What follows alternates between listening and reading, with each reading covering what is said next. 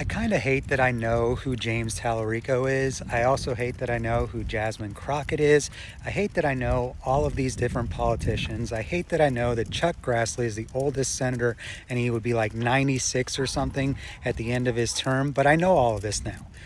So if you're in Texas and you're voting, obviously we have two good choices. I think based on everything that I've seen over the last few weeks, James Tallarico probably has a better shot of beating probably Ken Paxton in the general. I don't know if you know who Ken Paxton is, but he is an adulterer and, family values and all of that stuff.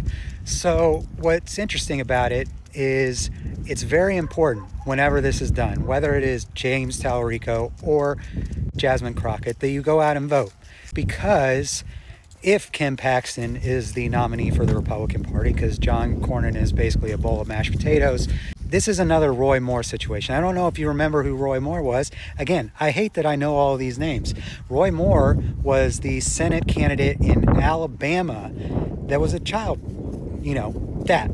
And he almost won. Luckily, Doug Jones happened to win that one, and then they ran some other dummy.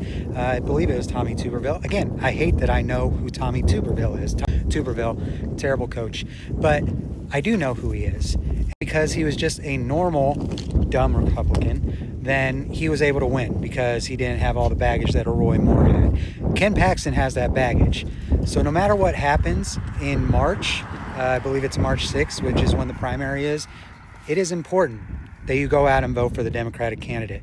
I will also say your money would be better spent in Iowa and Alaska. I hate that I know that, but it is more likely that we will flip the Senate in Iowa or Alaska than Texas. Texas is still red. Texas is very red.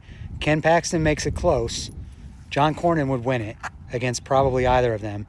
But if I were still in Texas, I lived in Dallas for about 5 years, I would probably vote for James Tallarico. But if Jasmine wins, you better vote for Jasmine.